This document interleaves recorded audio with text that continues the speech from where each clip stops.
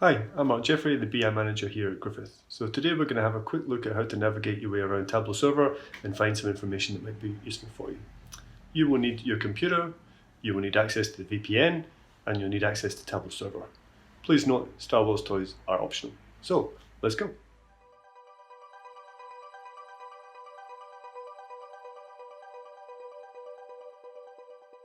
https://tablau.griffith.edu.au and enter. You should be met with the login screen, which does require you to authenticate. We keep Tableau Server behind the firewall, so you do need your S number and your password. Log in.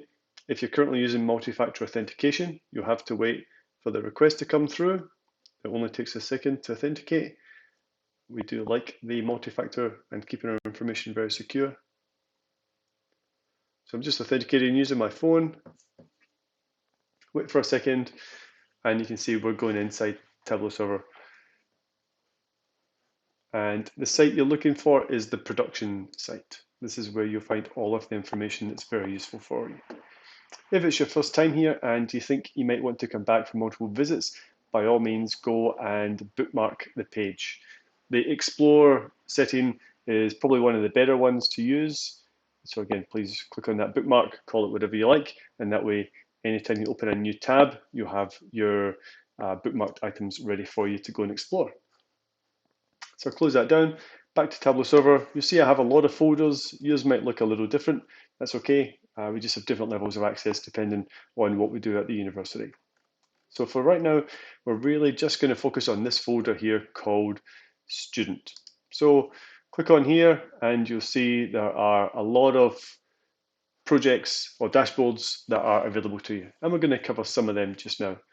So the one that's probably the latest and of perhaps the most interest might be the program cohort retention dashboard. So we click onto here. This shows us the dashboards that are available. We click on this one, give Tableau Server a few seconds to load up the information. So it's caching the information for you. And you can see we've landed on the program cohort retention dashboard. So please note this is a program cohort retention. So whatever you select as your commencing term powers the rest of the bars. So for T1 2016, which is the cohort term we have selected, we're looking just at Bachelor's Pass. We have all academic years selected, which means 2016 onwards. We have all of the terms and we have multiple groups. We do not have T3 selected because it does quite strange things to the data. Feel free to add it in if you like. We prefer to leave it off. Again, not many programs have offerings in T3, for example.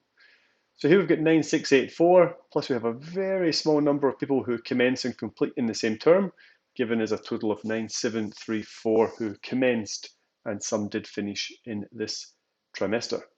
So that gives us a starting count. So that 9734 is the number that we use for each of these terms to see who is retained in the program in which they commenced, who has completed in the program in which they commenced, and who is not retained in the program in which they commenced. So we know you might be interested in those who commence in a program and transfer. That dashboard is coming soon. However, this is a single program view. So right now we're at the high aggregate. So to start to deaggregate, we just select one of the group codes. I'll select AEL, and we get the visualization showing us AEL's retention rate for the 2016 T1 commencing cohort, which is 3126. Now down below we have the program view. If you click on that, you'll see all of the programs that are available to you that commenced or have a commencing cohort in that term. So I'll take Fine Art. Maybe that's the one that I'm interested in. I can see 90 people commenced in that program. And as we get to T2 2020, we do have some enrollments. We have 8 people who are retained, 35 people who have complete in that program, and 47 people who are not retained in that program. So again, that's available for all of the programs that we have listed here. You'll know the one that's of use to you. Just please note the default for this dashboard is Bachelor's Pass. If you are interested in honours, by all means go and select honours. If it's coursework or research, please go and select the program type, which is useful to you. And you can also select the commencing term, you can see we have data going back to 2011 all the way up to T2 commencements in 2020 as those commencements have opened. So excellent. That is the program cohort retention dashboard. We can use these little URL actions up here. I personally like this one really a lot. It's a much easier way to navigate around. Click back on student and you can see we have other dashboards available to you. So I'll just explain them and I'll leave you to go and explore them at your leisure.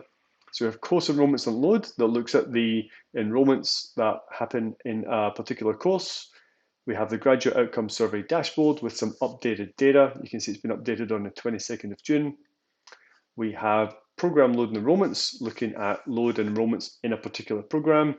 We have a dashboard on the QTAC application growth, one on the student experience. Again, if you mouse over these, you'll get some information on them. See, it's been updated on 29th of June. We have a student completions dashboard. We have the student profile for course, and the student load tracker. I'll just quickly show you the student load tracker. So we click on here, and this dashboard actively tracks the EFSL that students are undertaking during a trimester. So you can see we have T2 selected, we have all the filters selected.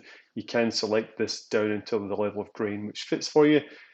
And we can see we're getting really tight up here. So we just click and hold, drag our mouse, and we can get a much finer grain. And we can see that enrollments at this point in time for 2019, 31 days out from census, is 15,829. And that 2020 figure just sits right on top of there. So very difficult to get that granularity just right, but it will be right around that 15,829. So the data here updates every day. So anytime you come back and log in, you'll be able to see what's happening with the enrollments and the EFSL. So that's a really quick snapshot of Tableau Server, the information you have available to you.